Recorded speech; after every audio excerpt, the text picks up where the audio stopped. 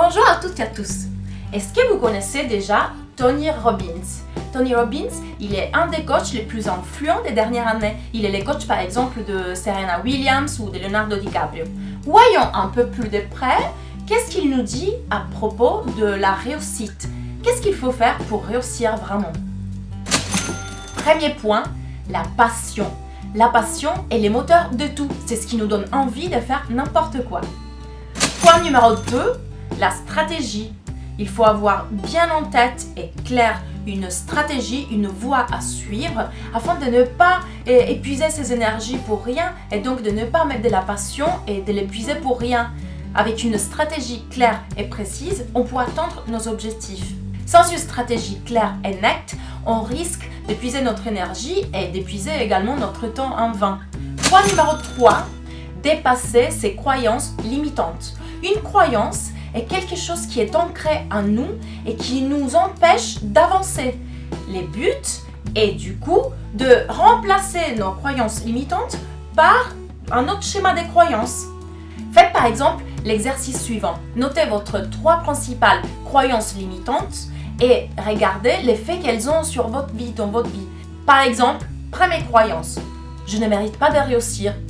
Par conséquent, je n'avance pas dans mon travail, je ne demande pas une augmentation salariale par exemple, et je suis frustrée. Deuxième croyance, les autres sont meilleurs que moi.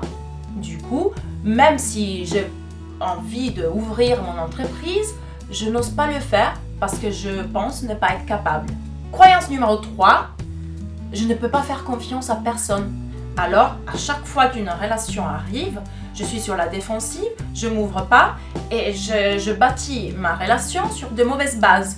Les croyances sont souvent inconscientes, donc je sais que ce que je vous demande n'est pas très simple à faire.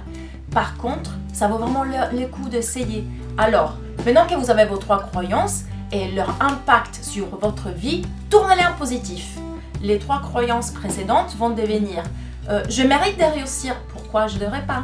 Ou la deuxième croyance va devenir je peux créer mon entreprise et j'ai la détermination et toutes les compétences pour le faire. Et la troisième croyance devient je rencontre des personnes extraordinaires avec lesquelles nouer des relations profondes et vraies.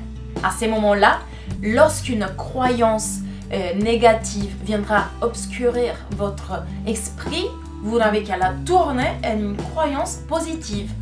Ensuite, entraînez votre mental progressivement pour avancer et tourner toutes vos croyances négatives. Donc ça, c'était les 3 premiers points pour réussir de Tony Robbins. Il y en a encore 4 que vous pouvez découvrir dans la prochaine vidéo. Après, comme je vous dis toujours, vous êtes les seuls maîtres de vous-même.